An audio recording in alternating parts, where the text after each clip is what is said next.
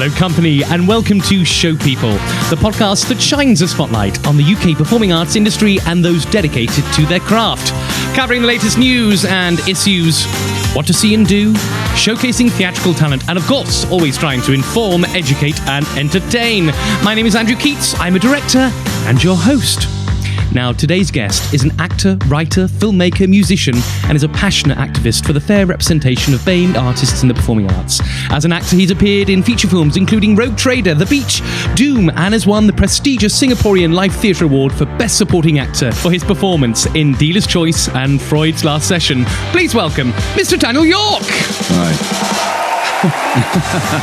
And the crowd went wild. Oh, that's great. Welcome to the show, sir. Hello, yeah. Coming up on today's show, I'll be covering the latest dramatic news. I'll help you with one of my infamous act hacks. On the platform, we have a song from a new musical by Stephen Cole and Jeffrey Saver. And of course, I'll be interviewing Daniel all about his life, career, and sending him the odd Show People podcast challenge too. You are listening to the Show People podcast with Andrew Keats and Daniel York Loh.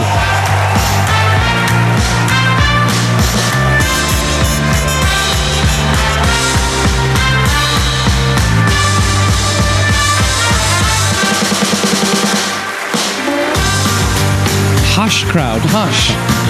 That's great. Welcome to the... I've been desperate to get you on this for years, literally. I'm thrilled. I know. I'm very, very honoured to be here. Don't be so... Now, obviously, we've obviously became friends almost through adversity. Yeah, I suppose. With the whole print room protest when they decided to, Howard Barker play...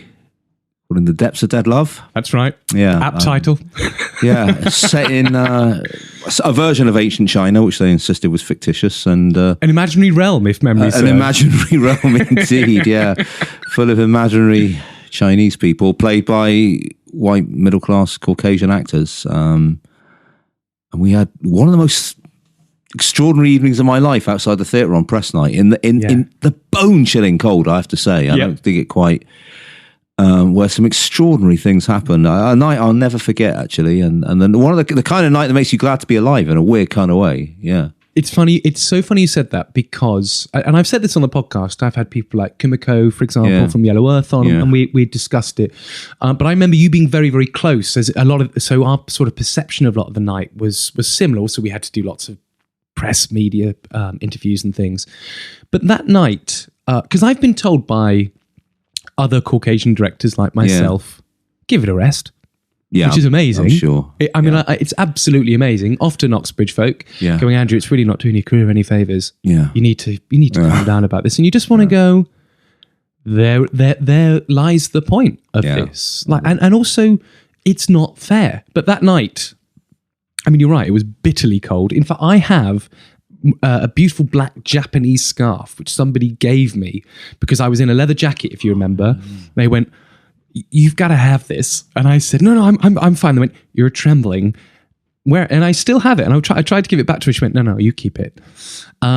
Which I still, in fact, I wore it the other day. But I remember these crates of like hot tea and dim sum, which just came from nowhere. The chanting. I remember you and Benny Wong and Katie Lung, and then just seeing.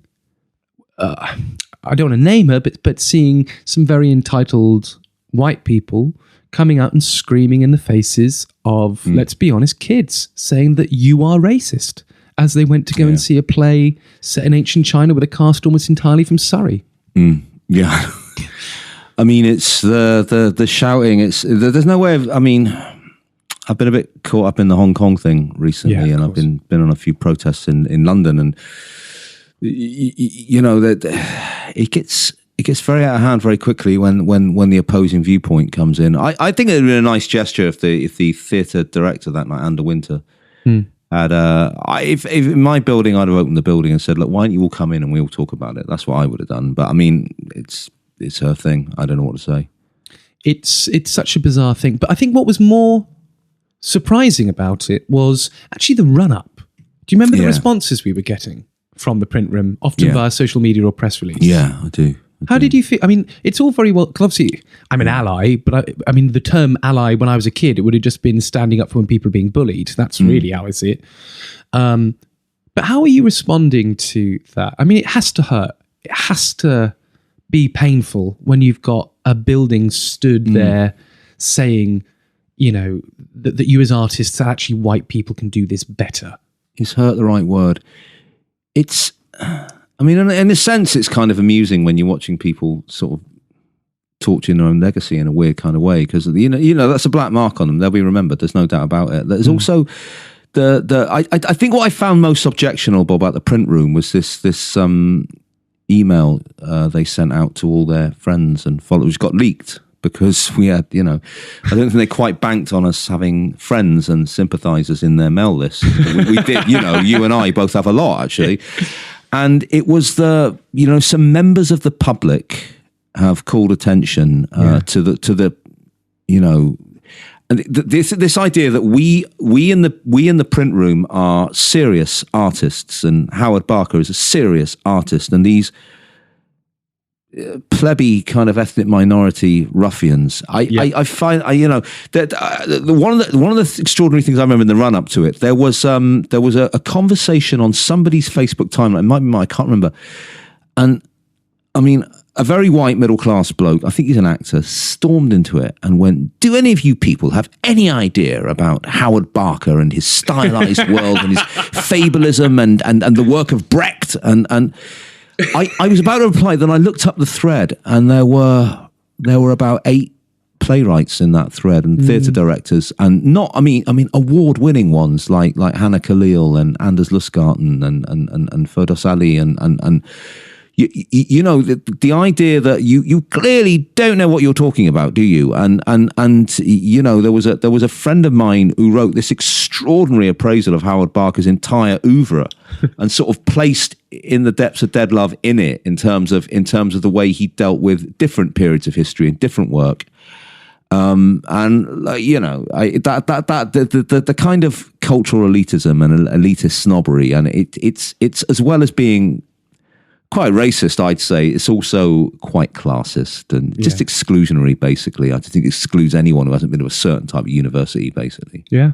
And I think what also, from my perspective, what was extraordinary when all this happened, because, I mean, I'm not a particularly spiritual person, but it is interesting, this idea of zeitgeist. Yeah. And I'd spent, whatever it was, 2 weeks, I think, in auditions for Chinglish. Yeah. And, you know, and it wasn't, and Chinglish is, for those who don't know, is a tricky play in that not only do I need comedic actors, but I also need actors who also speak Mandarin. Yeah. And there's some of the specific requirements of what that play needs are, in typical David Henry Wong fashion, you know, absolutely ridiculous, which of course, what makes it a wonderful play. Yeah. And what was extraordinary, I remember the first time I heard of this, I'd just come in, and me and my casting director, Annie Rowe, were quite spoilt for choice when it came to that. It wasn't a struggle. No, I don't ever think, you know, in certain age groups, older age groups, I'll say, yeah, it might be a little bit tricky if the first or second choice. You get from 40 downwards, it's not an issue. I'm sorry. It's exactly. Well, funny enough, that was exactly the problem. There was one particular, actually, Lobo Chan ended up playing the role. Yeah. But you know, we were kind of spoilt for choice, and you know, and like all auditions, they're almost like going to church sometimes, some actors, because the overwhelming thing that was being said to us was not, when am I going to hear, or when are you going to tell my agent? It was just, thank you for putting this play on. And you hear that the first time and you go, well, of course. And then when you've got like the 50th person saying, I can't believe this play's happening. Yeah. You then start engaging in the discussion with people, going, why are people being so grateful? And Annie Rowe explaining to me then, well, you know, a lot of the jobs that British East Asians or British Southeast Asians are going up for are dodgy DVD salespeople, are pigeon Chinese sort of characters in EastEnders. This is an authentic play where where someone's nationality or the colour of their skin is not the leading defining thing for a character. This is just a funny play which is written specifically for a group of actors that have to be or feasibly seem like they're from Goyang. And it was then, and again, from conversations of mates, I'd obviously heard this, but I've got all that in my head. I've got a list, as long as my arm, of brilliant actors that we're seeing. And then I come in and sit down and I see somebody say, well, of course, we've tried casting Chinese actors before, but there's just none of them. They just don't exist. And you want to go, and that's when I started going, I've just seen 300 and we're spoilt for choices. So that's bollocks. Yeah. And people who have far more influence than I ever will in my career claiming, well, we're working really, really hard, really, really hard. And you look back at, theatre's historic productions and you want to go, well, where have you been working hard? I can see lots of people from EastEnders that are white that you've cast, but hang on, where are the British East Asians? In fact, where is anybody from a BAME background specifically? Yeah. And that's what I think you might have flagged it up on Facebook when they're like, we have a great history of diverse. And we went back on the casting and found, I think, maybe one British East Asian had ever worked there or something. It wasn't good. Yeah, it wasn't good. I think a great record on diversity in certain people's eyes is they cast a black guy as Othello last year. I really do think that, yeah. And also, one thing I want to ask, because I hate the term woke. I always feel like it's like it's sort of a patronizing term. But when you start realizing it, and mine comes from growing up as a gay kid under Section 28, under the Tories, which won't shock anybody that I'm obviously not a fan of, and not seeing any gay people on television. So that fucked up my life for a lot of it. The only people I could find were in books, and they were either sent to prison or we chemically castrated them, or they were some kind of hero. The thing that I often get asked, and it's always quite tricky as a Caucasian to respond, is when people say, and again, this is like when people ask me the obvious things about HIV. So what's wrong with white people playing Chinese or Japanese roles? It's just acting, isn't it? Yeah. I'm going to let you answer that. Well, it is just acting, and maybe there's an ideal world, and there's an ideal heaven, there's an ideal Buddhist.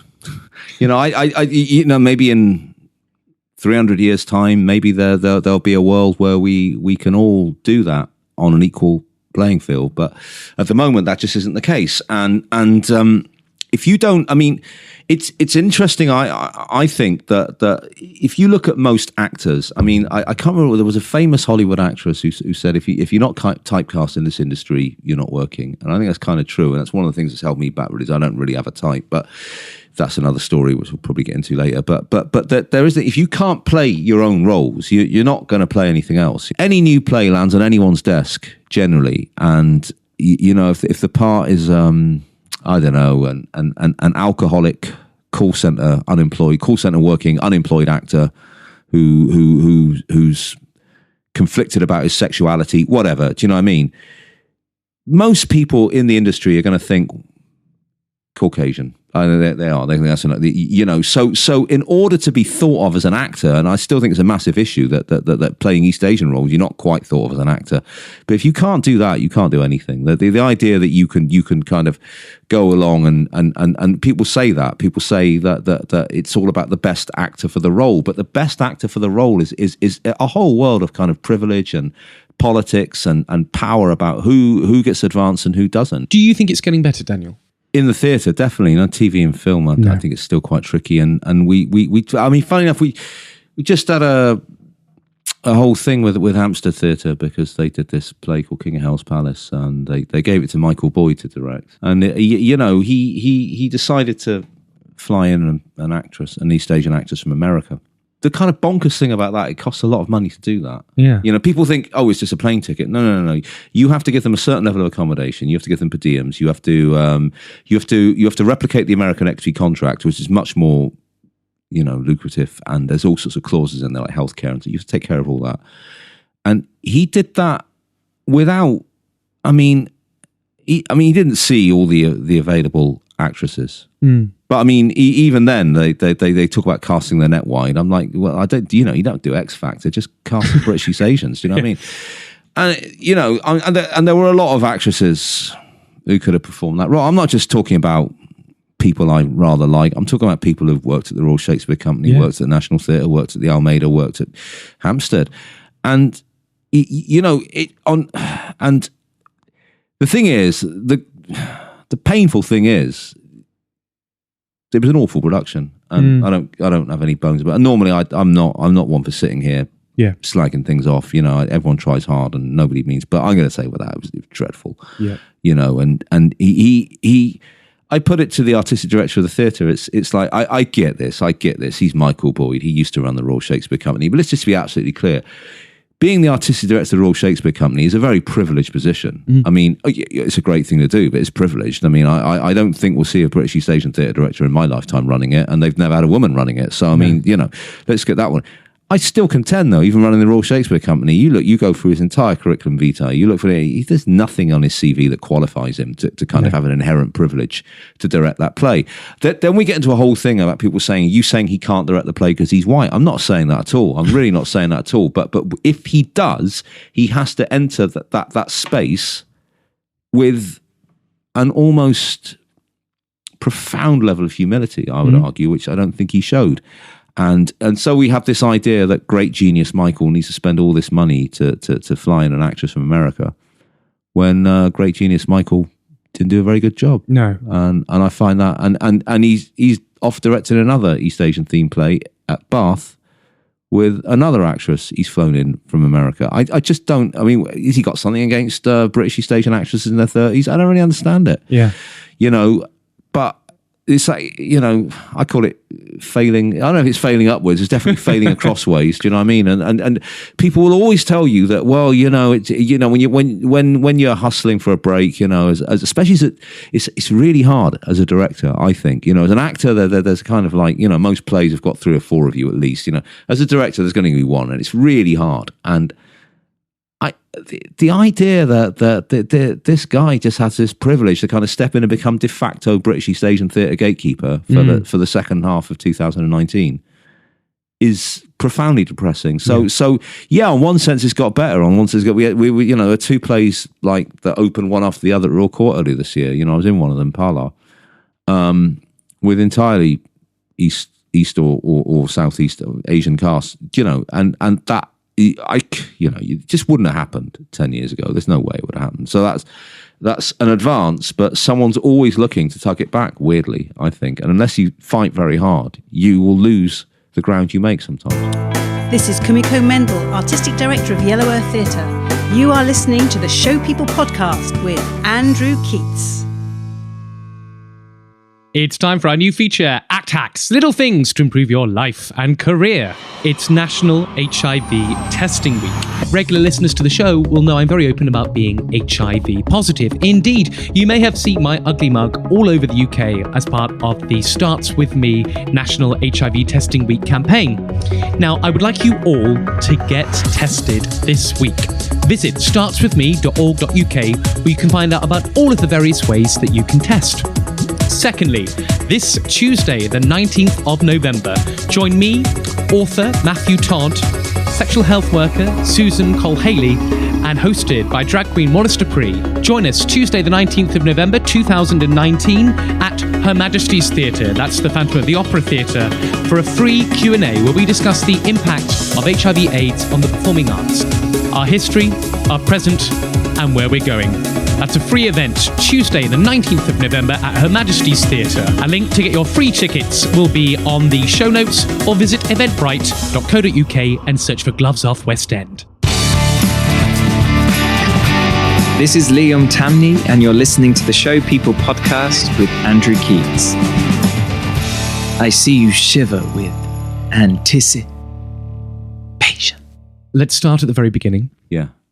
Where was a young Daniel York from? Where did you grow up? What was your childhood like? I grew up in the West Country, in Bath, which, I mean, whenever you say to people, I am from Bath, they go, oh, it's so beautiful. And on one level I can see it is, you know, but I mean, growing up there as a kind of working class ethnic minority, it wasn't a good place at all.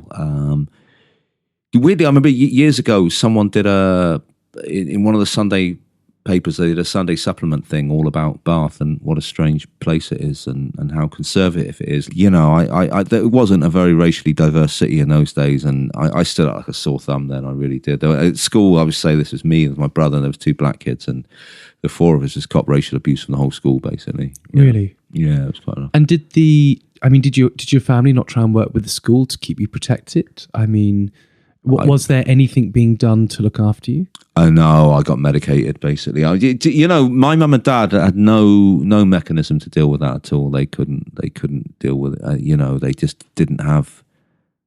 My father, who is from Singapore originally,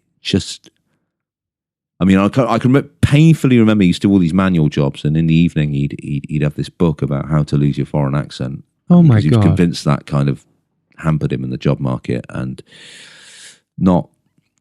I think he struggled confidence-wise to deal with situations like that, and my mother. I was always told that you've got to learn to ignore it. Like when I would react, and I remember, I got medicated. I don't quite know what they gave me. Some sort of, or like a Ritalin or something like that. I don't know. Yeah, I don't know. But yeah, I got in a lot of trouble basically for kind of fighting back, and it wasn't a lot of fun. No. Was there any early inclinations to? Sorry, put that another way. In those early days, yeah, was there any longing for the performing arts? Because as we sort of covered in the earlier section, like me growing up, the only reason I became a lover of the written word was because it was the only place that I could find people like me. Obviously, television at the time, theatre at the time, there really aren't any British East Asians on the television. There's certainly maybe some on our stages, but that's a bloody expensive ticket, which I doubt you had access to. Mm. Where did this love of the performing arts come from? I think that's by accident, really. Funnily enough, I read an interview with David Henry Hwang recently, and he talked about when he was a kid seeing, every time an Asian came on TV, he'd run into the other room because it was painful. Yeah. It was always awful. And I can absolutely relate to that. I think, the only thing I really was music. I used to pretend to get a tennis racket and pretend it was a guitar to the top 20 and stuff like that. And then I got my grandmother to buy me a guitar for my birthday, and I was and books. I read a lot of books when I was a kid. I got really defensive about that. Weirdly, I got called a bookworm, and I didn't like that. I wanted to be kind of a good football player or something, and I wasn't particularly good. I wasn't the worst, but I just wasn't. So the performing arts in terms of theatre is a complete accident, really. I wound up in a drug and alcohol rehabilitation unit in Weston-super-Mare. I don't know if you've ever been there. It's a grim place. It really, it was the seaside town destination, holiday destination for people from Birmingham, right? Traditionally, but obviously people can fly to Europe now on EasyJet. It's just not, So it was. The tide goes out there. And it's like a Martian landscape, and in the winter, the wind whips in. It's like ridiculously, it's bleak. It's bleak. So there was a Bristol Arts magazine who described it as having a blasted majesty, which I kind of get. There's a kind of pier there, and it's old, and there is that. I'm quite. I've got a weird love-hate relationship with seaside towns. You know what I mean? But with that extraordinary landscape, which I can absolutely see as you describe, with the drug and alcohol rehabilitation. Yeah. Where did that manifest in you? How did drugs and alcohol take their toll on you, Daniel? Well, I used to play guitar in a punk rock group, and which got as I took more drugs, it got more and more psychedelic, and and that was kind of all I lived to do, really. And then when I ended up in rehab, I was very lucky to end up there. I got some sort of social security kind of. I don't think those options, though they're not open to people anymore. People have problems; they have to get a key worker, and it's very, very difficult. It was much easier then, and so I ended up in this. It was after the main rehab. I was in this halfway house, and there was a men's halfway house, and there was a women's halfway house. And one of the girls in the women's halfway house was a very, very, very posh middle class girl, and she was saying, I'm doing drama at the college, because they would send you out to work or whatever, study 2 days a week. And she said, come and see my play. And what did you say? I was completely. I was like, all right, yeah, I'll come. I mean, I've been on one school Shakespeare trip which was awful, with people. I mean, the equivalent of mobile phones in those days was those digital watches. Yeah. People would lit them off, and and there's a bunch of us kids in there just literally taking the piss out of all these posh lovies and tights. So I went to see this play written by John Guare, who wrote 6 Degrees of Separation, but that's not the play I saw. The play I saw was a play called Cop Out, which is not. I've never seen that anywhere else since, but it totally blew my mind. It was a very sassy kind of American, wisecracking, funny, and they were using all they had as set were these kind of blocks, but the way they were using these blocks, I found incredibly exciting. I was just like completely entranced by it. So I said to her afterwards, I said, do you think I could? And she said, yeah, no, I'll introduce her to the teacher. And so I met him, this guy called Steve Lewis. I don't know if he's listening anywhere. I mean, basically changed my life. I sort of said to him, I'd like to, and I play guitar if that's any good. I can, you do musicals, I can play in the pit band, whatever you want. And he worked out, again, I went through this with Justin Alderbear. This route into theatre is not open anymore. He said, I can sign you up for GCSE drama. You get 4.5 hours a week or something, which is all the classes you need to do, and you can claim the dole while you're doing it. He said, but just come in and do whatever you want. Oh my God. And so I went to all the classes, I got in all the plays, I helped build the sets. I just got completely engrossed. It was 12 hours a day I was in there. It was like a magical time. And he gave me all these plays to read. I became. I don't have this ability anymore. I was like a sponge then. I just soaked it. I became a kind of minor expert on Brecht inside 6 weeks. Really, I knew all about that. And it was an extraordinary 12 months. But one of the things about Steve and his partner Andy, who ran the drama course together, was they really did try and make really high quality productions. I mean, there was a production of Midsummer Night's Dream. That's the first thing I was ever in. I mean, this is the thing. They said, we're doing auditions for Midsummer Night's Dream, and we did a read through of the play, and I decided the best part in the play was Bottom. Not really convinced about it. But at the time, that's one, and I'll audition for that. If I get that part, I'm going to be an actor, and I did. And it was, the transformation from Athens into the forest was, one of the best set changes I've ever seen. It was, he used to get a round of applause every night. It was that good, It was amazing. It was an amazing year. How old are you when this is all happening, Daniel? I at the time, I think I was 20, and this is bizarre because you realise now, and I was on the course with all these 17-year-old kids, and I felt really old then, which is ridiculous, really. Yeah, but I felt self-consciously older than the rest. How were your parents with you being so interested in so much? Obviously, with a Singaporean dad, but with such an interest in very Western theatre, To be honest, my dad, I don't think he would have known much about any kind of theatre from anywhere, to be honest. I'm not sure he... And there is a thing that I think at that point he was so grateful I was doing anything. He didn't really bother. But there's a cliche about Asian kids. People say, it's a cultural thing. Their parents don't want to be actors. I'm not really convinced of that. I think it's actually, they look at the TV and they see what's on there and they go, well, you can't earn a living doing that. I think it's purely practical. And actually... And I was up at the RSC a couple of years ago, and there was an actor there called Shope Desiru. He was playing Coriolanus, and he's a black actor. And I saw he did an interview when he said, my parents always wanted me to be a doctor or a lawyer. And he said, I think it's migrant anxiety. And I think that's what it is. It's a great phrase. Yeah, it totally is. There is this idea, that anything to do with performing arts, you'll be discriminated against. If you do anything too entrepreneurial like business, that might work, but then there's a chance you'll struggle with discrimination. Being a lawyer, being a doctor, they kind of need you. Yeah. A solicitor, they need you. Accountant, they need you. It's kind of like, those are the safe ones. Those are the bankers. Do you know what I mean? But for a 20-year-old man to come out of the depths of, not dead love, but the depths of alcohol and drug abuse, and from such a working class background to then be playing Bottom.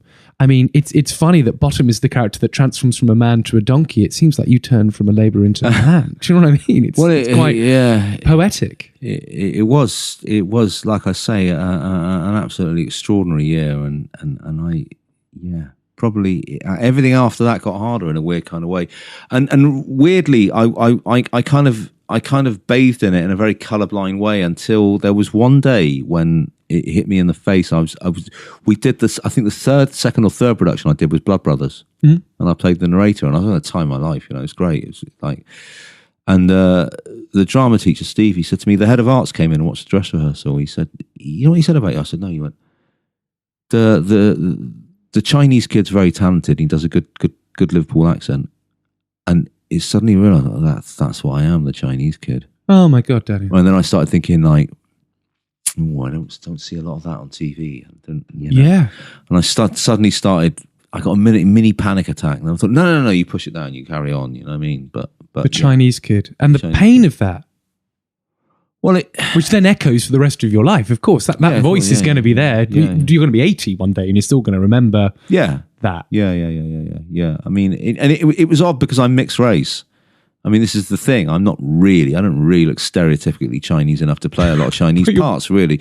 So that was an odd thing. And I'd been like racially abused at school, but from the age of about 14, 15 onwards, I kind of blended in a lot more. And I hadn't really thought. I mean, I have sat there with mixed race people in the theatre, and they said, "Oh, I always thought of myself as white." I've never thought of myself as that. No. I've hoped people wouldn't notice, but no, never thought of myself as white per se. But I'd forgotten it was an issue until I thought, "Wow, you're walking on stage." That is, and it did make me kind of want, you're walking on stage, and that's the visual. That's the first thing. Apparently, I did this on unconscious bias training at Equity a few years ago, and apparently you register race before you register gender. Really? Apparently, yeah. Tell me about drama school. Where did you go, and how was that transition from the nice, what it sounds like, ultimately a great time into maybe a slightly harder time? Yeah, it was. I went to East 15, and it was a complete accident. I really ended up there, really, because basically this guy, Steve, he said to me, "I think you should go to university and do a degree and then go to drama school after that." I said, no, I want to get on with it. So he gave me all these prospectuses, and I didn't know what I was doing, literally. And four of them, I can't remember, had application forms. I'll send them off. This was late, it was in the summer, and thinking I'll get them in early for next year. And two of them came back and said, "You can audition now, late. We're doing an intake." And they were East 15 and Rose Bruford. And I got offered a place at both of them. And they were the only two drama school auditions I ever did, for which I have to say I feel immensely grateful. I know there are people who plough it away, and it costs them a lot of money, and it's really tough. But it's funny. I did bump into a girl I was at college with who said to me, "Oh, you got in both of them?" She said, "Well, you thought it was like staying on of the year and trying RADA or whatever." I went, "Oh, no. I've got to get on with it." And there was quite a posh old lady who worked at that technical college who used to do audition coaching, and she once said to me, Dan, you're not going to. They won't take you a RADA, darling. You're just, you're too rough and ready. And it was, and I didn't listen to her about anything else, but I did. I listened to that. I went, okay, I better go to East 15. So I ended up like, I'm provincial to my bootlaces really, and going from small town West Country to the East End of London. Yeah.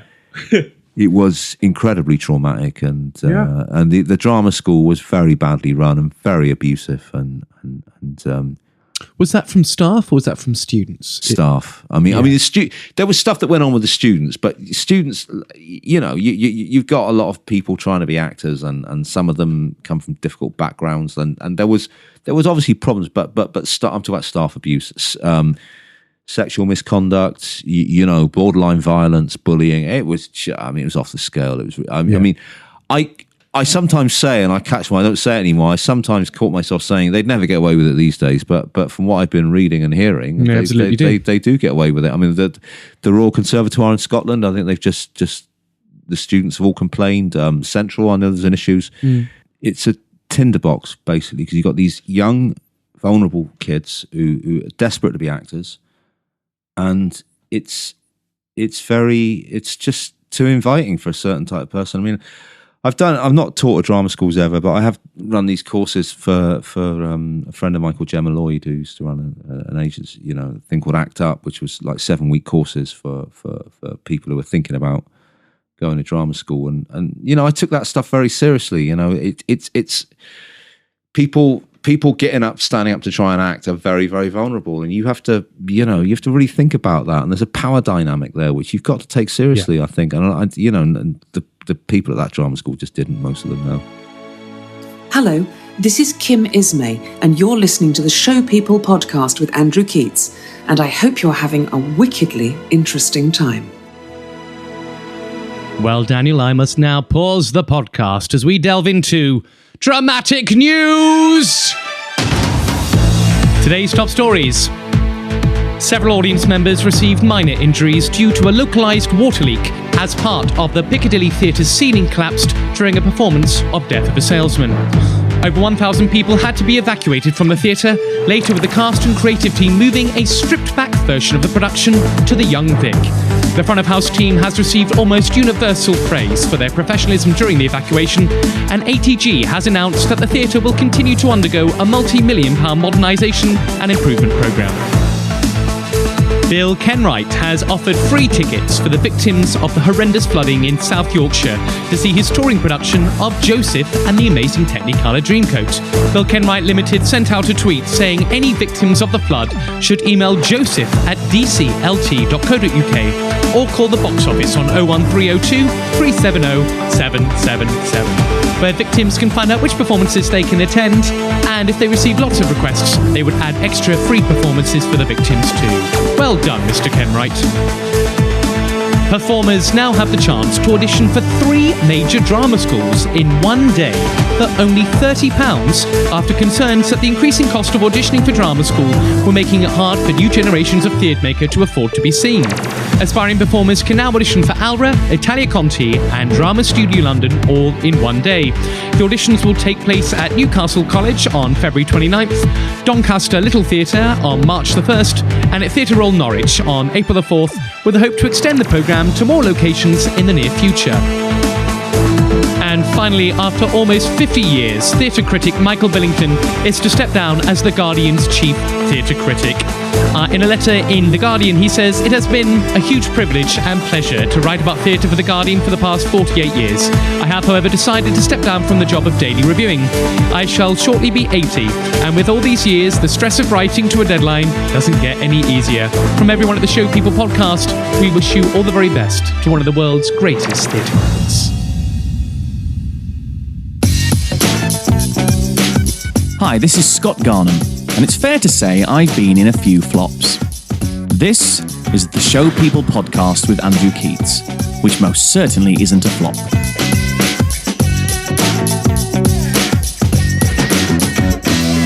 So it seems your life has gone from being this rather bleak time to this what sounds like a wonderland when you were doing the GCSEs, back to bleakness at drama school.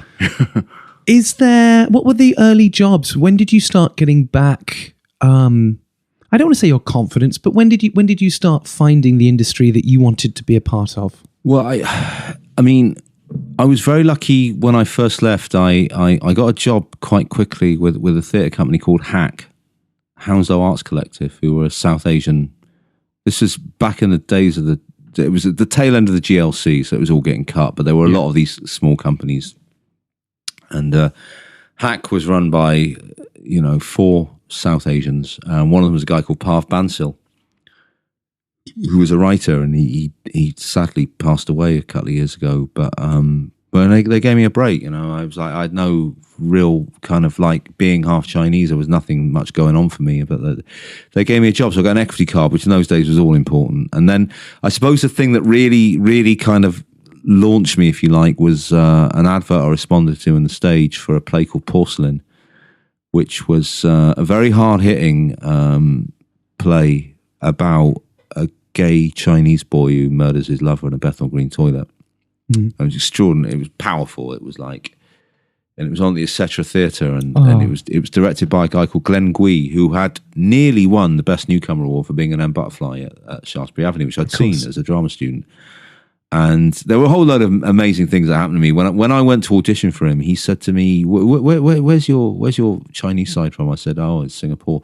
Expecting, because I'd only ever met in Britain. I'd only ever met, apart from my family, I'd only ever met people from Hong Kong. And I said Singapore, and he went, "I'm from Singapore." I went, "Really?" And he went, yeah. I said, "Have you been?" I went, "I've never been. My grandma used to want to take me there when I was a kid, but she could never get the money, and she passed away." And he was like, I'll get you there, don't worry.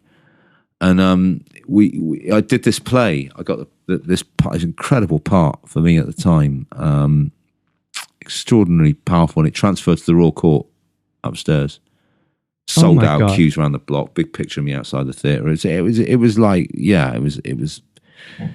And then Alan Rickman came to see that. There was this Japanese designer who used to work on big films, and she knew Glenn, the director, and she said to me, I will bring very important people to see you. I'll bring Alan Rickman to watch you." And I was like, "Yeah, sure." And then one night we did the show, and at the end, I'd taken the curtain call and the lights came out, and Alan Rickman was sat there clapping, and I went and met him in the bar, and I asked him, I said, "What are you doing? What are you doing?" Then he went, I'm really playing Hamlet, at Riverside Studios. And then I got a call from my then agent who said, "You've just been recommended by Alan Rickman to play Fortinbras to his Hamlet." And I got that job as well. So it went, it was like quite, it was very intoxicating. Was the Royal Court? It's one of in my opinion, one of the greatest theatres on the planet, let alone London. Yeah. Was that a theatre that you very much had your eyes set on, and then to be involved in? Let's be honest. I mean, the Etc. was. This is 1991. We're looking at, isn't it? 1991, 92. Yeah. Before 92, you did Fortinbras. You must have felt, I hate to use this term, but working in that building at that time, you must have felt like, I hate to use this term, a proper actor. Oh, I really did. I absolutely did. And I got very, I feel like carried away with it, to be honest. I thought, this is going to be my career. This is just magic. And I had this great agent, and I auditioned for a play that Stephen Daldry was directing there, and he said to me, he said that the doubling with this play, he said, in America they did it with 8 actors, and I've got to do it with, I can't remember, I've got to do it with 6. And he said, "You're a little bit too young. If you were a bit older, I would definitely cast you." And that went away. But I mean, it was, the Royal Court. I'm still a place I'm kind of just in awe of, really. I mean, I was lucky enough to go back and do a play there early this year, and I've been on writers group. They've made me the writer I am today. There's no doubt about it. I just see it's just a magical place. There's no getting away from it. Now, I wanted to ask about that. I mean, this is moving a lot further forward in your career, because I've been doing my research all day, and really, really, I mean, Daniel, some of the things you've done are just, it's wonderful. And actually, now I'm starting to get the picture of the young man, which I didn't know about from this podcast, and obviously other listeners may not too. So you went on with the Royal Court. You were set as part of the Royal Court's Unheard Voices Initiative for emerging East Asian writers. Yeah. And then as a result of that, you were then invited onto the Royal Court Studio Writers Group. Yeah. And it was your short play, Song of Four Seasons, which was done as part of Tamasha's Music and Migration Scratch Night, I want to say. Yeah, that's right. And then, of course, Fake Cinnamon in Rehab, which I'm now starting to understand where some of that inspiration may have come from, was given a rehearsed reading by Third Culture kids in New York City. Yeah, that's right, yeah. I mean, that's extraordinary, right? It was mind blowing. I mean, they sent me a DVD of it. I still got it. It was incredible to see it. It's quite, and it just made me think. Really, this whole thing that's just gone on with Hampstead Theatre and Michael Boyd flying in an American actor. As a writer, you take my plays around the world. I don't want, I want to see what American actors bring to it. I don't, I don't understand that. But yeah, that was incredible. But the I was on the Emerging Voices. And they selected 2 of us to go on the studio group, and on that studio group was some extraordinary writers. Isley Lim was on it. Afsane Gray, Sarah Simmons, Ellie Kendrick. Oh, yeah. It's just some, I mean, people I'm still kind of in awe of, to be honest, to this day. And Leo Butler ran the group, and just I mean, it's just I can't even tell you, it's just a fantastic place, you know, their belief in writers and their belief in the possibility of what a writer can do, and there's no kind of, I've been on so many kind of script courses and had terrible dramaturgy where it seems to be about rules, you know, it's always, you can't, show don't tell, and you know that you don't make sure your protagonist isn't off the stage for too long, you know, and the Raw Court there was just a feeling you could do anything. You could do anything. It's the best advice. Martin Sherman. I remember seeing Martin Sherman speaking, who's my mentor. Yeah, and he was speaking to a load of writers, and I remember people asking about his structure and approach to plays, and he just went, "Just write it." Yeah, no. And in fact, no, he said, "Just write it," but he also said, "Don't write to be produced." He said, if your play has 30 characters, write 30 characters. Yeah, that's what you need. Don't worry about anything like that. And then you get things like The Inheritance being made, and you go, actually, if it's good, it will be made, hopefully. Yeah. Now, this is an interesting thing because you have, talking about great organizations, you had a rather lovely relationship with the RSC. Yeah. Which is a very interesting thing. Looking at early parts of your life, so you also did things like, let me see, you did Moby Dick. Was that wasn't the musical version, was it? No, it was a nine male actor physical theatre, very intense. Cost the RSC a fortune in physio's fees. And that was just you. Didn't do well. Didn't do terribly well with the critics, I'll say. But you did Moby Dick for the RSC, you did The Country Wife, you did The Merchant of Venice. And the only reason I'm obviously flagging this up is obviously the RSC, and then later with its relationship with British East Asians, it takes a very right turn and starts doing, in my opinion, some quite offensive work. And now it seems to be trying to, and the National Theatre is obviously a very good example of that as well. I mean, how do you feel? How do you feel about being involved with the RSC in those early days, and then seeing the work that they would then go on to do? Where interesting, actually, looking at these, I mean, again, you are playing the foreigner in some respect. You know, you're Tahiti in Moby Dick, Quack in The Country Wife, which I've got, you know, there is... Max Stafford Clark. Yeah, I mean, I'm looking at this going... Most actors would say, I'm delighted to work at the RSC, but actually I'm looking at what you're doing at the RSC, and it's very different to, say, doing something as extraordinary as Porcelain. I mean, I'd say I've got two theatres that I feel a deep affinity with, and in some ways have a proper relationship with, in terms of it's got testy at times, and there's things we've had to work out and come through it. That one of them is the Royal Court, and one of them is the Royal Shakespeare Company. That's my other kind of spiritual home. I'd always wanted to work there. It was like I used to go up there when I was a student, you know, and watch plays and just be entranced by it. And then I got in there, and again, it was an immensely painful couple of years, I have to say, because I wasn't playing terribly big parts, and I got very frustrated. And I was also very, very conscious of being racially different. In the company at the time, I think it was myself, and there were 3 black actors. Yeah. And at one point, we went to the casting director en masse and just said, look, we're not very happy with the way we're being treated.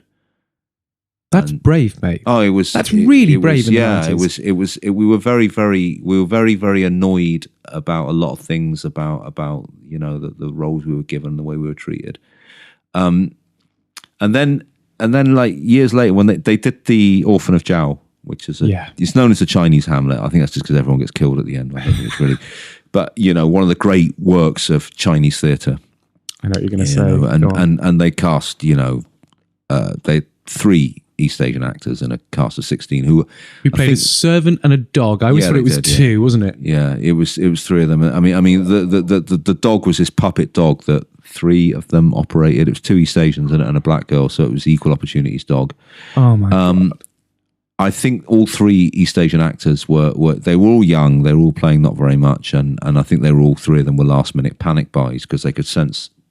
You know, because I was starting to make trouble about it through equity, and we, you know, and when they announced the cast, I went on the Facebook group and British East Asian. I said, look, if you feel the way I feel about this, email them, email the Arts Council, thinking maybe 2 people would do it. And my God, everyone did it. And it went literally viral across the planet. And it all kicked off. David Henry Hwang was opening The Golden Child on Broadway.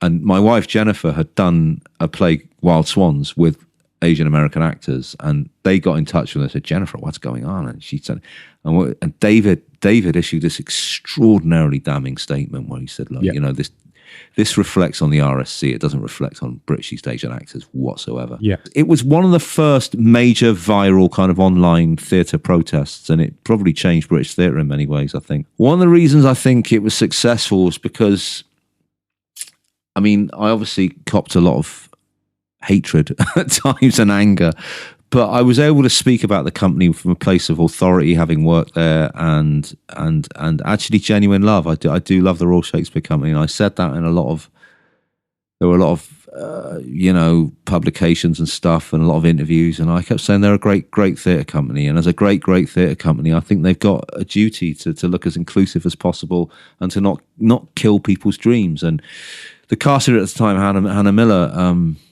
I mean, we have a great relationship now, and all credit to her and Greg Duran and everyone there. It was very, very painful for them. I mean, let's just be clear. I mean, I don't, when I've done these things, I do recognize how difficult it is to be the one getting massacred on social media. I understand that. Yes. But, you can't not call it. It has to be done.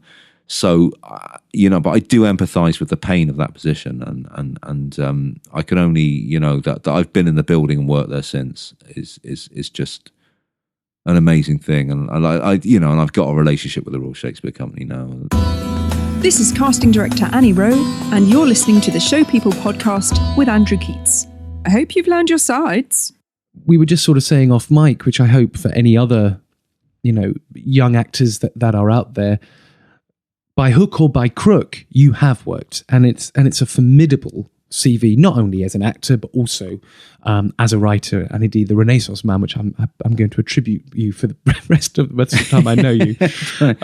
But what would you say as an actor? Because that's really what I want to concentrate the most on. What would you say were your defining jobs? What are the jobs where you felt like you weren't being the minority ethnic guy that's for comedic value or the back? What have been the shows where you've been empowered as Daniel the actor? I don't know. I mean, there's a couple of things, I suppose. One of them was I did The Changeling at Southwark Playhouse. Yeah. This is, I think it was the second Southwark Playhouse. There's been so many, I can't remember if it's the first or the second Southwark Playhouse, but it was directed by Dawn Walton, who's she's just stepped down as artistic director of Eclipse, and she did this production of The Changeling. I played the florist, which is, an extraordinary, I don't know if it's extraordinary. I'd always wanted to do Jacobean tragedy, and that was one. I'm a little bit though. What you often hear from East Asian actors is I don't want to play East Asian roles, and I kind of like I've been talking about this all week on this thing I've been rehearsing. I kind of have a different. I actually want to tell East Asian stories. I want to play East Asian characters. I think it's very important. I think we generally East Asian people are dehumanized, undervalued. We're just kind of regarded by. Not only by, it's easy to blame the racist West and an empire and all that, but our own governments just regard us as cannon fodder, to be shoved into line, to be told what to do, to be censored, to be repressed. We're a brutalized people, in my opinion. Mm-hmm. And I feel very fortunate that, I've ended up where I am now. But so I suppose that there was a play I did at the National Theatre Shed. I know before we came inside of this section, I said, let's look at formative jobs. I think it's really important we do talk about the protests that you're going on at the moment as a sidestep, because you're right. Here we are, sat surrounded by mid-century furniture talking about how tough the arts is, and yet there are children currently being brutalized by the police at the moment, I say police, what I really mean is thugs in uniform, but thanks to this government. And I suppose in retrospect, anybody could say, sorry, it was so tough not getting on stage, Daniel, but there's kids happening in. And I would say, well, everyone's pain is relative, But you are standing up and you are engaging with work and these protests and the fair representation of people who are under a horrendous regime. The people of Hong Kong, to me, it's less like a howl of pain, and what they've kind of broken, I think, is what I call the Confucian Code, which is you're supposed to do what the leaders tell you, what the authorities tell you, what the government tells you you're supposed to do.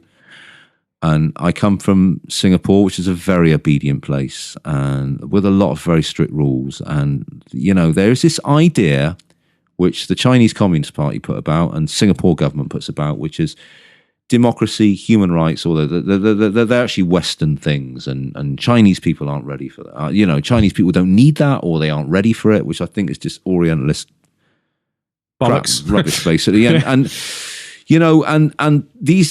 there's a whole history of protests with Hong Kong. They're extraordinary people. They've been protesting for years, and I know, look, there is a lot of talk on the other side about how violent it's got, but, I think the government have created that situation. The police have behaved appallingly, but in a way, I don't even want to dehumanize the police. I mean, they're literally being utilized as a private army by the Hong Kong government, and the way that government is put in place is a complete stitch up. I won't bore you with the details, but it's not any kind of democracy that we recognize. And the thing is, as well, the people of Hong Kong, I read an article about this the other day by a Hong Konger who said the people of Hong Kong were put in a box and handed by the British to the Chinese Communist Party. Yeah. And they weren't given a say in what sort of governance they wanted. There was a promise in there about implementing universal suffrage and letting them elect their own government. That's been completely betrayed. Yeah. And I'm just out there, and I feel that way about Chinese people in mainland China as well. I feel like we're under regimes that repress us, basically, and the only form of progress the Chinese Communist Party values is economic and technological. So I don't think we're kind of valued as human beings. We're not supposed to know history, stories, vast sections of history just completely obliterated. You can't put the numbers 6 and 4 in a search engine in China at certain parts of the year, because 6 and 4 is June 4th, 1989, Tiananmen Square, where the tanks massacred hundreds, arguably thousands of students, protesting students. You can't put those, and working class Chinese, you can't put those things in. That is hidden from the public. There's things like that. And I just think what that does is rob you of yourself, rob you of your stories, rob you of your history, just robs you of your sense of being a people. I mean, being a Westerner, I mean, can you imagine? Can you imagine if something like that, although I'm going to say, can you imagine if something like that was happening in this country? We know things like that are currently happening in our country. This is what I mean, one thing you do get accused of sometimes when you criticize authoritarian regimes in Asia, you get called a pompous Westerner. I mean, I do as well. But really, but that's not helpful. I mean, we're talking about people's liberty. That's not about being Western. We are, but I mean, let's just be clear. I think authoritarianism is on the rise everywhere, and I think. I don't, we've got a lot of problems here as well, a lot. And it's amazing. Whilst in my whole short existence on this planet, to see the power blocks building as they are, and anybody that knows history and knows things like the League of Nations and how we've led to World War before. Yeah. As you said, this sort of tinderbox is growing and growing and growing, and then in the background of this, the planet is dying. Yeah, and you want to go, what the fuck can we do? I know. I mean, what can I do other than host a podcast or stand in a protest, or as I have, or send out a tweet or sign a petition? What else can I actually do other than getting on a plane and probably putting myself in immense danger within a situation that no matter how much I read about, I still can't understand? And this extraordinary sense of just feeling powerless.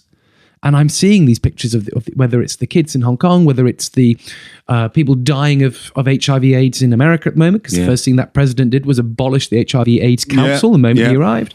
And you just want to go, how how in this time are we still living on a planet where these ideals of just liberty are becoming forsaken? Maybe we had quite a few good years. If you look at the history of mankind, there's always been problems, and I don't know. There's a line in Oedipus where he says, "If a man," there's a line towards the end that says, "If a man gets through his life without, a reasonable age, without any great warfare or any great, then there's a lot. Something like, if a man can do that, then he should be happy." And also that applies to women as well. But it's sounds like there's truth to it. It's probably we should just appreciate what we've got in many ways. Hi, this is David Bedella, and you're listening to the Show People podcast with Andrew Keats.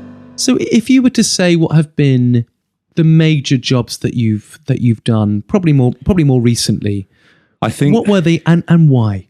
I think the major one recently was in 2013. After the Orphanage Hour was a play called The World of Extreme Happiness, which went on at the National Theatre Shed.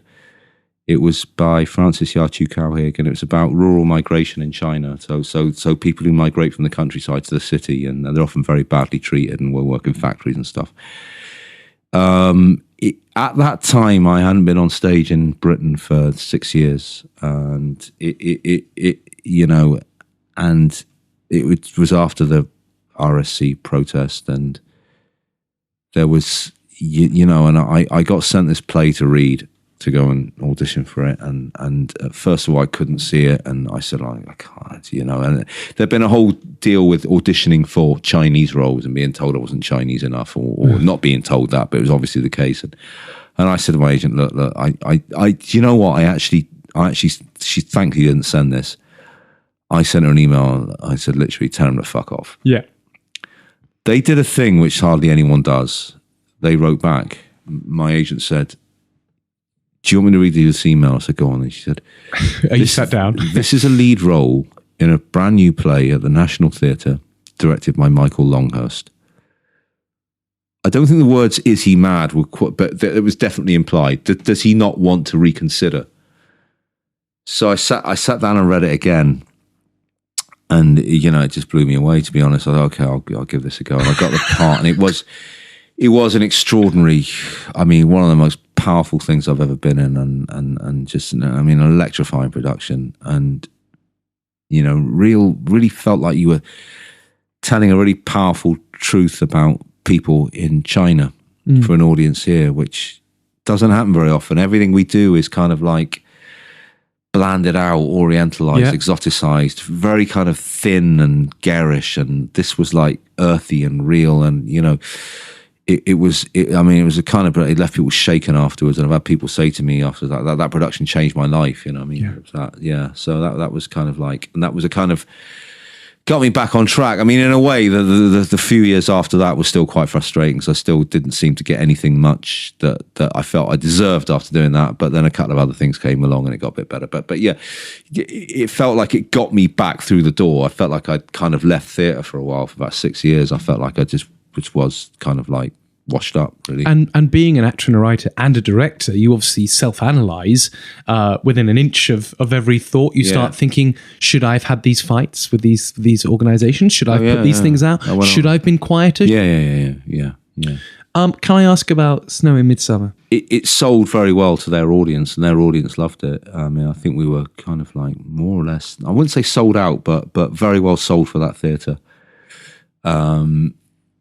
Again, it was a fantastic production, a fantastic play, and we went, with 13 British East Asian actors from the ages of 8 up to 87, and there were people in it I'd known for literally years, and sometimes it would hit me in the middle of a scene. I was like, God, we're here together. Yeah, oh my God. And the curtain call, I used to well up sometimes. I used to get quite moved.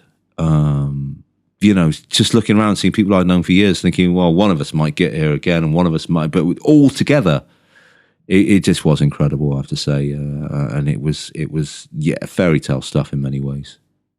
I did see a lot of the production images. I mean, the show looked absolutely breathtaking. Stunning. And Katie Lung obviously was with you guys as well, and she was beaming, bless her.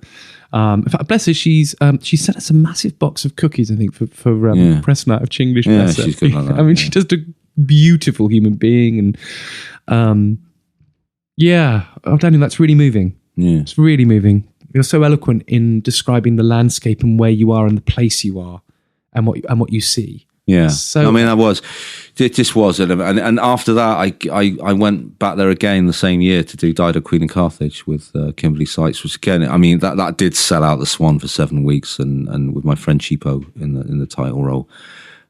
Phenomenal production, and she's an amazing director, Kimberly Sykes, just an amazing human being. Yeah. Do you know what's amazing as well? And I think it's really important because I know a lot of producers listen to this.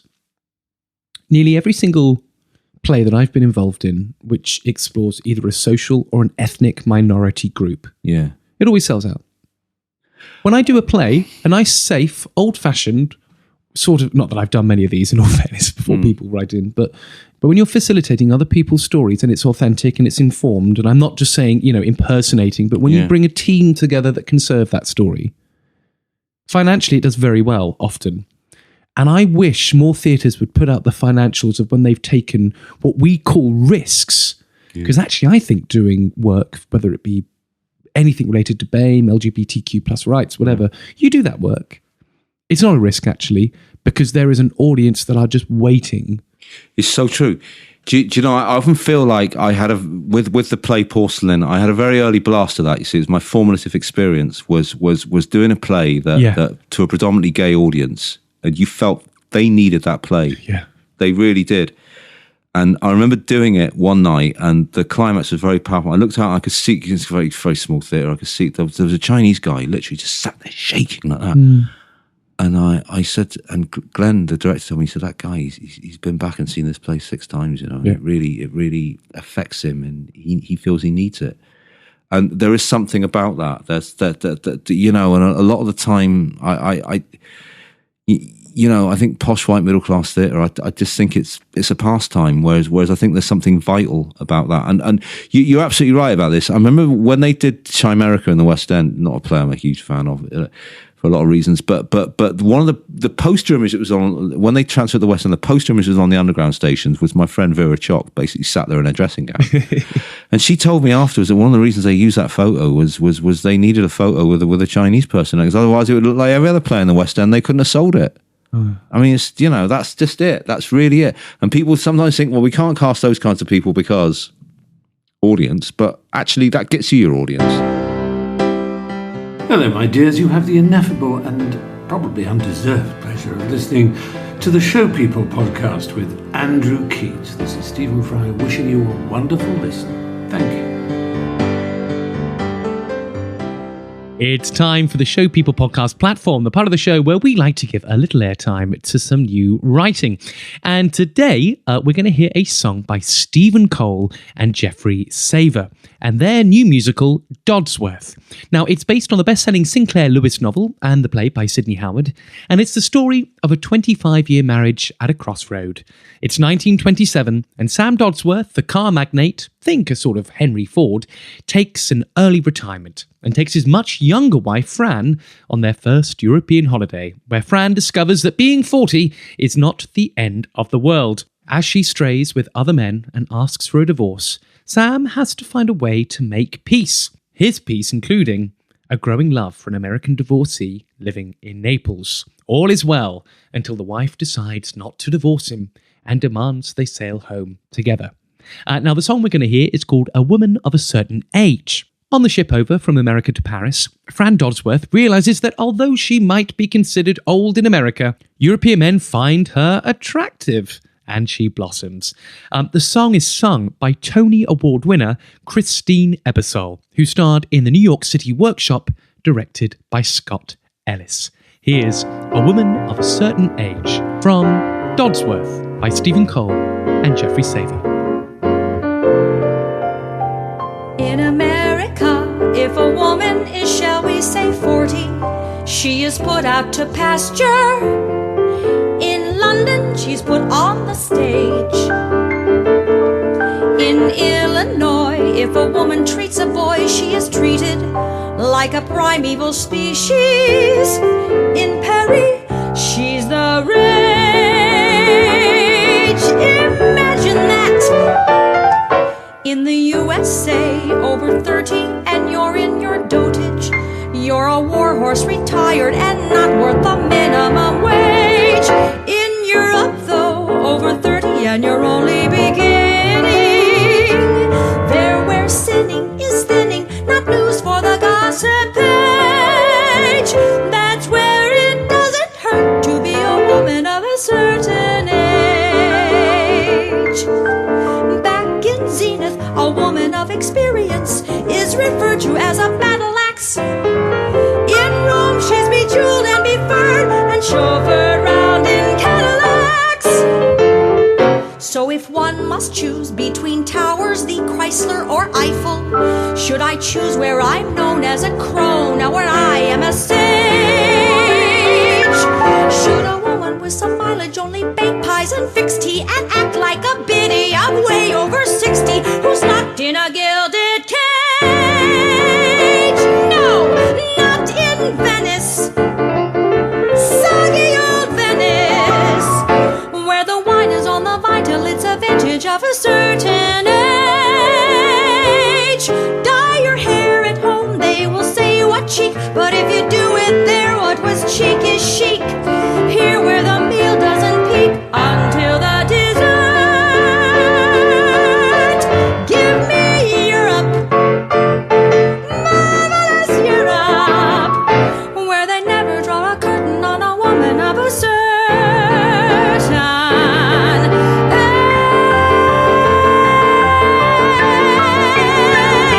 age. Fabulous. If you would like to find out more about Dodsworth the musical and all sorts of other work, especially from Stephen Cole, visit his website, www.stephencolewriter.org. Are you a writer and would you like your work played on the Show People podcast? Well, please just get in touch. Just email me at info@arian-productions.com and I'll be delighted to share your work with our loyal listeners. Hello, this is Francis Raphael. When I'm on my own, pretending he's beside me, I listen to the Show People podcast with Andrew Keats. So we've spoken quite in depth, obviously, about you as an actor, but of course there are so many other sides to you. You know, as a writer, as a director, as a musician. Am I right in thinking that your first full-length play as a writer was the Fu Manchu Complex? Is that correct? That's correct. Yeah. I mean, that did extraordinarily well. You had a full production at the Oval House.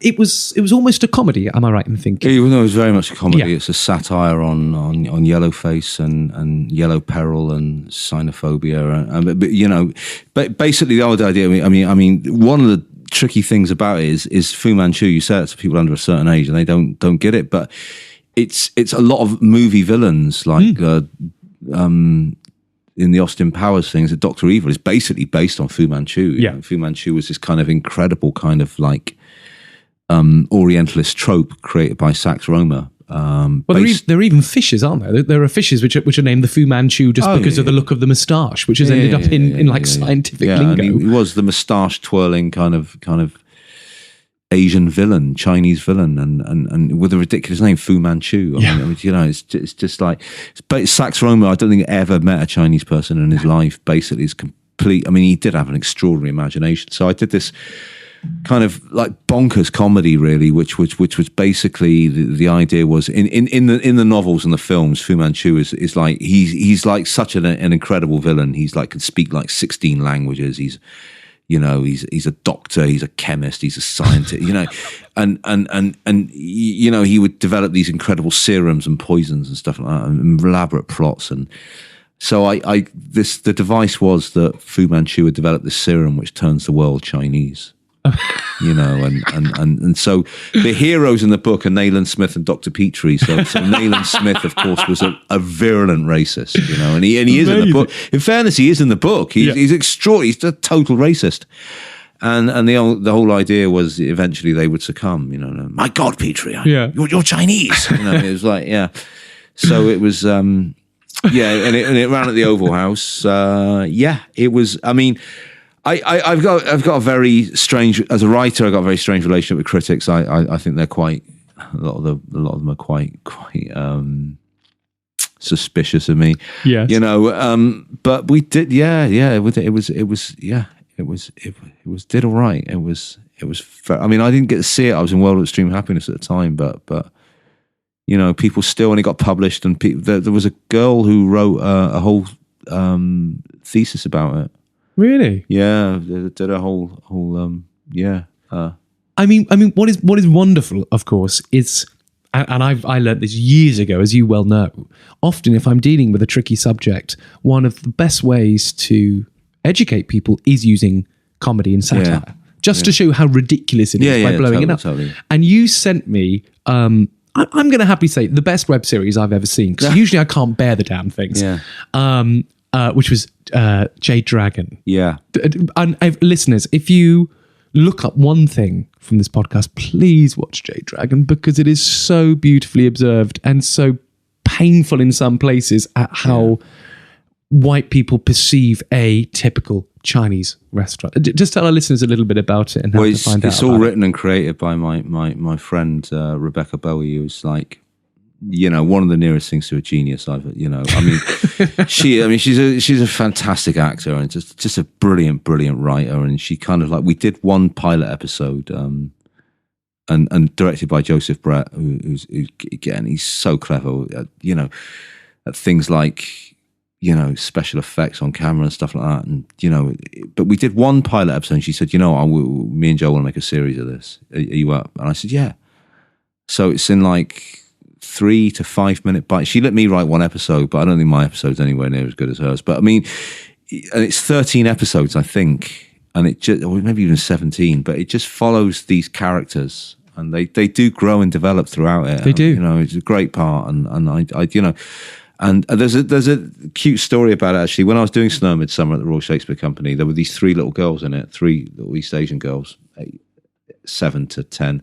And there's a thing, I don't know if you know, child actors at the RSC, whatever, they have these chaperones with them, and they can't see anything violent. So, and my scenes in Snow Midsummer were all the kind of murder, mayhem, and violence, So every time I got up to do a scene, they would leave the room. So all through that process, rehearsal, I was this dark figure, and they were, I didn't talk to them.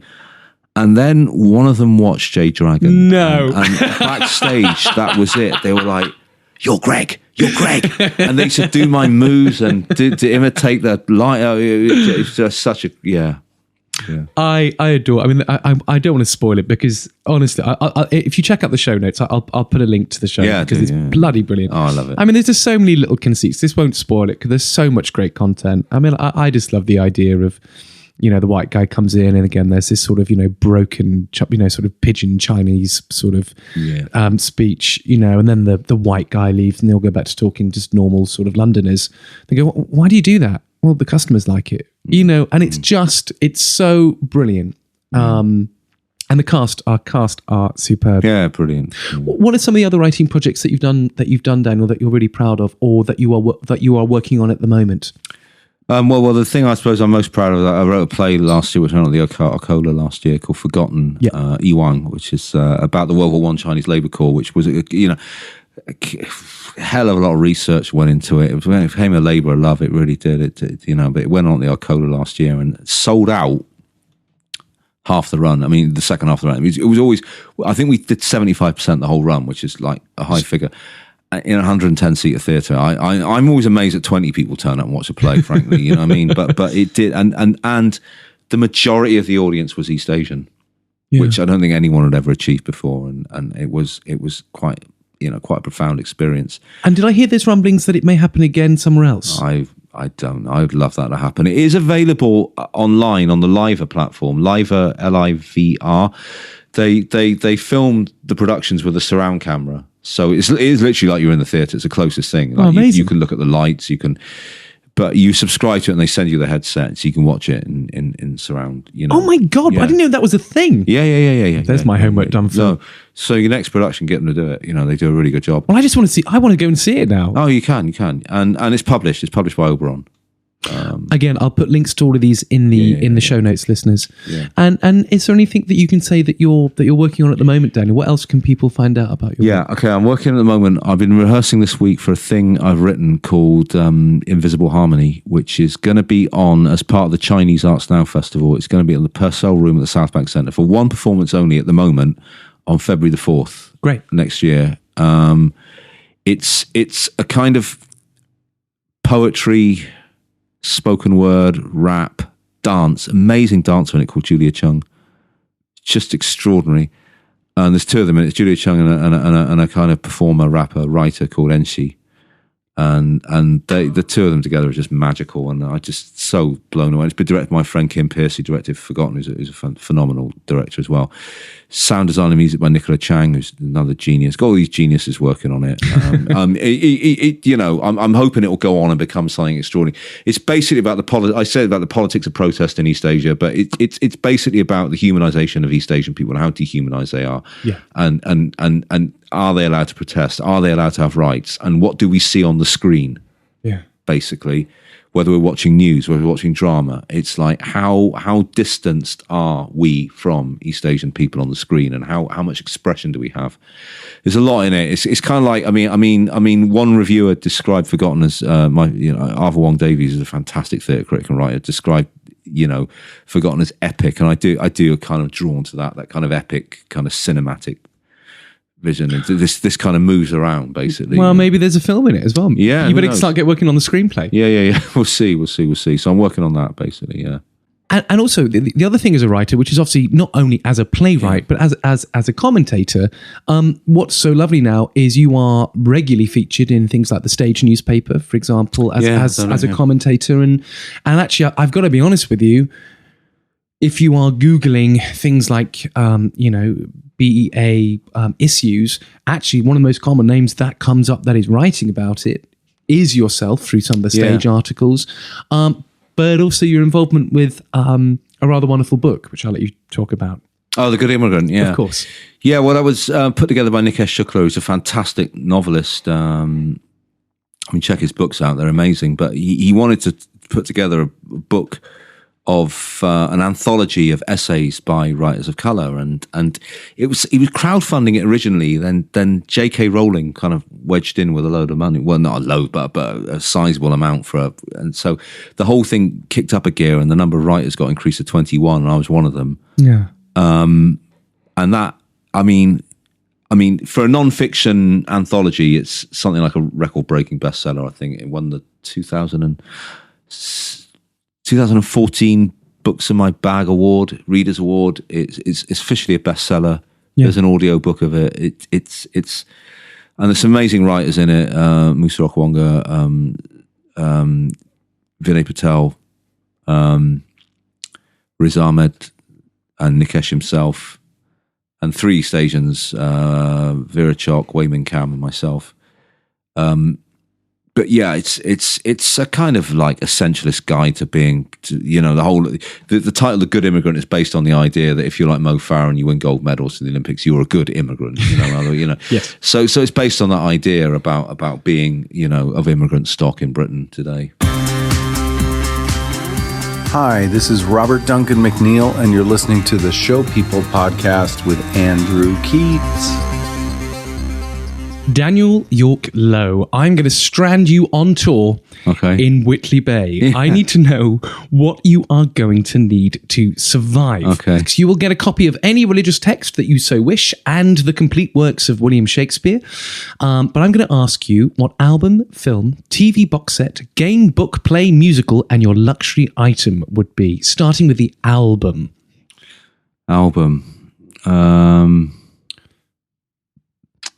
Probably, Bruce Springsteen, Darkness on the Edge of Town, probably, yeah. I was hoping you were just going to say something really obvious, punky, like The Clash, or something. Yeah, that would be up there. I mean, London Calling by The Clash. I mean, to be honest, I kind of like, I don't really have, because on different days I've listened to different things, so I don't, Okay, what would be the film? Farewell, My Concubine, probably. Yeah. Do you know, I haven't seen it, but that's a film that's come up so many times. Yeah, Chen Kai-ge, extraordinary. Yeah, he makes CCP propaganda films now. It's a shame, but I mean, yeah, Farewell My Concubine is the golden age of Chinese cinema, in my humble opinion. And I've written a bit about it in this thing I've got coming on at February the 4th, Invisible Harmony. There's a whole section of Who Killed the Chinese Picture Show, 'cause it's just been censored out and propagandized now. But they're that fifth generation of Chinese filmmakers just changed my life again. And just amazing stories of people struggling and suffering to survive, and yeah. Okay, TV box set. TV box set, Battlestar Galactica. Yeah, so okay, original or the newest. The new one was amazing. Really good, yeah. What's his name? Or Olmos. What's his name? James Olmos.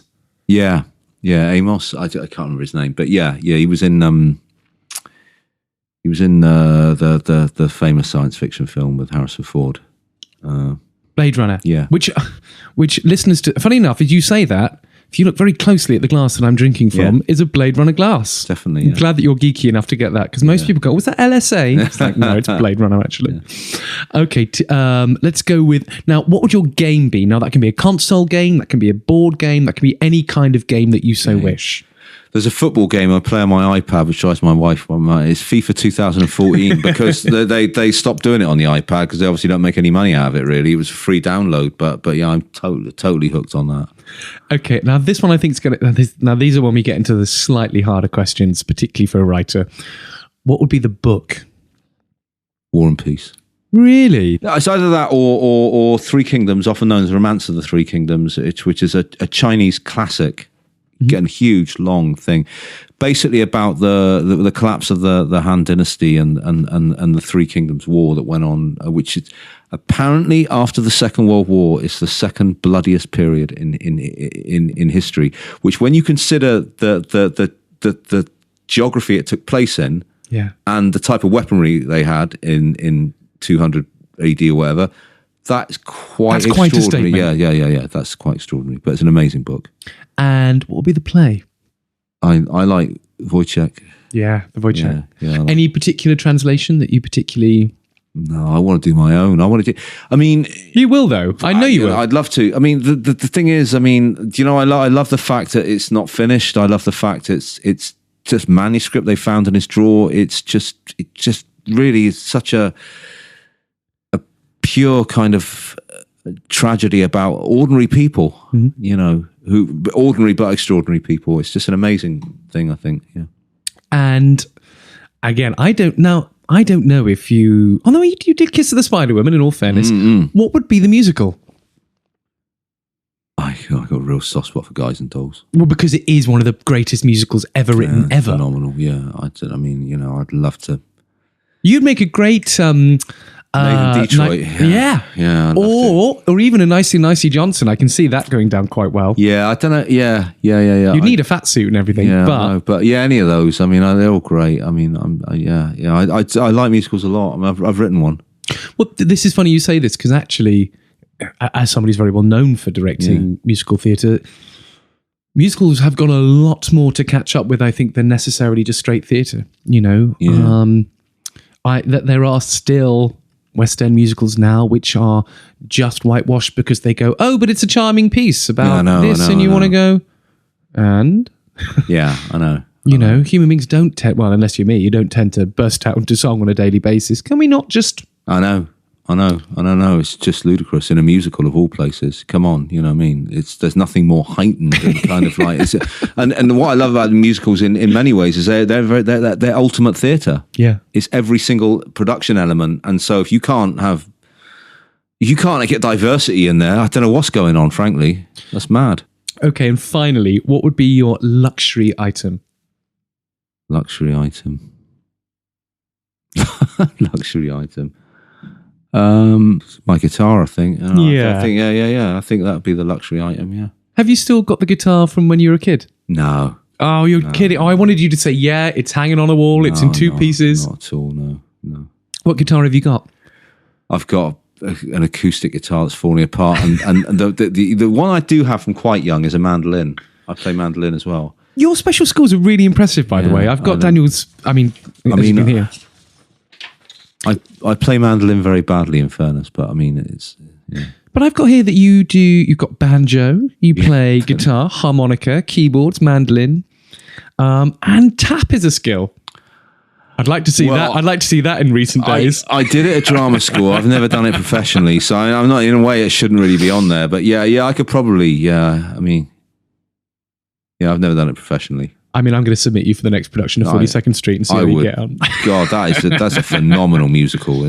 Yeah. I was really impressed. Do you know what? 42nd Street is such a tricky one because it is a period piece. Yeah. But the misogyny, I mean, they really tried to get rid of it in the Drury Lane. Yeah. But it's there and you kind of like, it just makes me cringe a little bit. Yeah. Although it does make me laugh though, because I have a real problem with Thoroughly Modern Millie. Of obvious reasons. There's all sorts of problems with that. And, I remember somebody saying to me when I was complaining about the Mrs. Mears character, saying, but Andrew, are you really saying that you don't want productions of Thoroughly Modern Millie not to happen? And I went, yes. Mm. But it's a wonderful musical. There are other great musicals.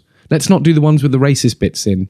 Or maybe develop them so they're not racist anymore. Yeah, I think you've got to look at things like that. But I mean, yeah. But no, would my life be worse off without productions of Thoroughly Modern Millie? I don't think so. Probably not. No.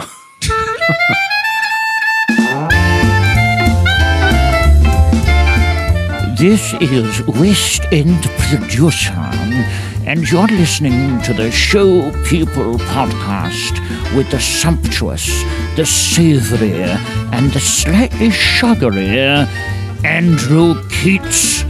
Dear.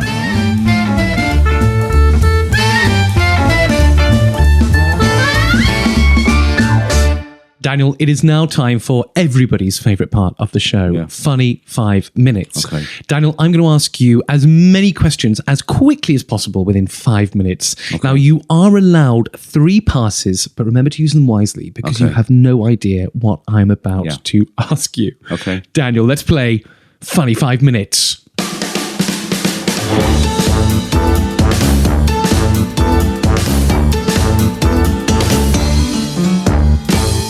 Daniel, have you ever seen a UFO? No. What has been the most embarrassing moment that's ever happened to you on stage? When I came on as De Floris in the Changeling, where he has to kill Del Piero and cut his finger off, and I forgot the knife. How do you take your tea? Green. Green tea. Yeah. Also fan of lemon and ginger, listeners, I can tell you. What is the most expensive thing you've ever bought, not including a house or a car? Probably my computer, actually. With all the editing things that you probably need on it as well. I haven't got any of that, but it's still the most expensive thing I've ever bought. Cats or dogs? Dogs. Dog. Wow, you've just seen my cat. He's going to be devastated. Oh, no, cat's all right as well. It's just... What is your greatest fear? Spiders. Me too. Yeah. Me too. Living on your own in a house of spiders. I've gone to friends' houses because there's been some. Star Trek or Star Wars? Star Trek, definitely. Very good. Original series.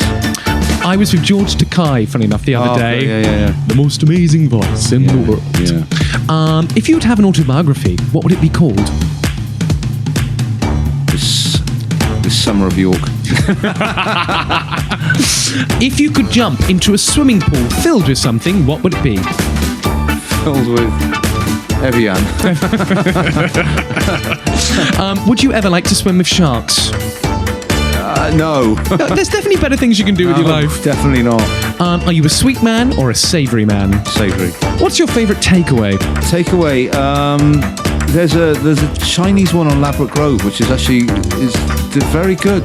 Which is actually passable. Yeah, it's really good. Yeah. What is the best children's show ever made on television? If it counts, Doctor Who. Yeah, I totally agree with you. Oh, you can't see my K9, which is being fixed at the moment. Wow. Have you got a life-size K9 as well? No, I don't have a K9. What do you think the meaning of life is? I think it's got to be to love. I totally agree. What is the most unusual thing that's ever been in your mouth? Most unusual thing that's ever been in my mouth.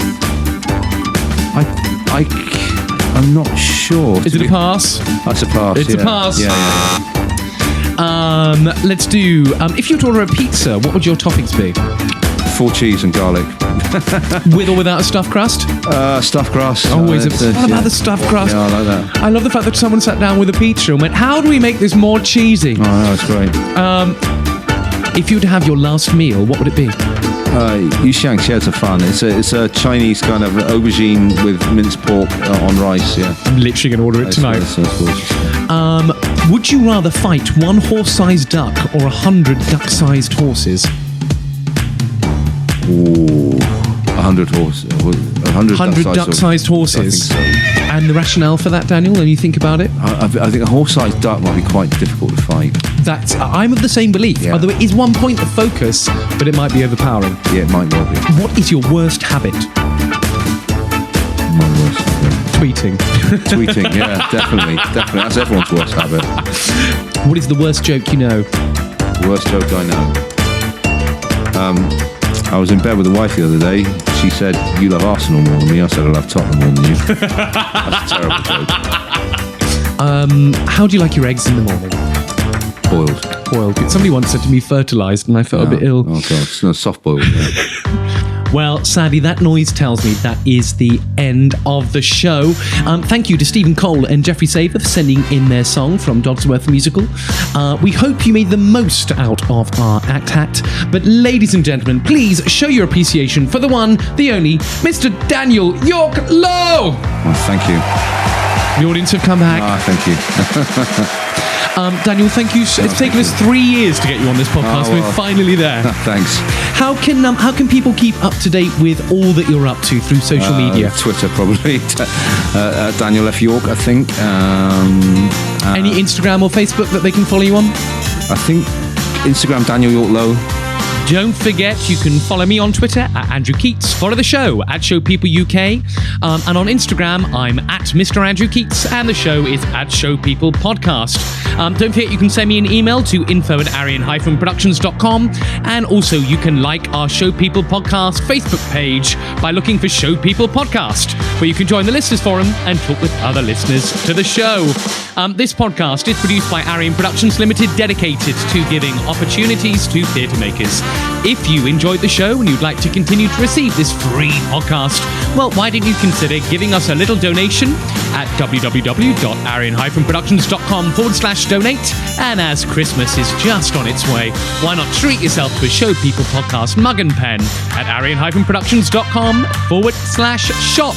If you can't afford to do that, well, we completely understand. At the very least, please leave us a lovely review on iTunes. Now, don't forget to get your free tickets to Gloves Off West End at Her Majesty's Theatre this Tuesday, the 19th of November. It is entirely for free. It takes place from about 2 p.m. till 4 p.m. at Her Majesty's Theatre. That's the Phantom of the Opera Theatre, if you're not used to the West End. Join me, Wallace Dupree, Matthew Todd, and of course Susan Cole-Haley, where we'll be discussing the history and the impact of HIV/AIDS on the performing arts and where we are at now and where we're going. Thank you so much for listening.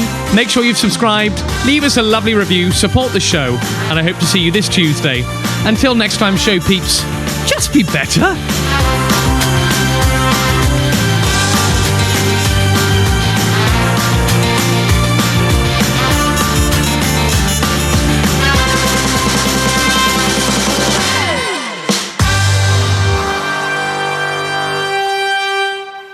You know, Dan, you're not gonna. They won't take you a RADA, darling. You're just, you're too rough and ready. Have you got a life-size canine as well? No.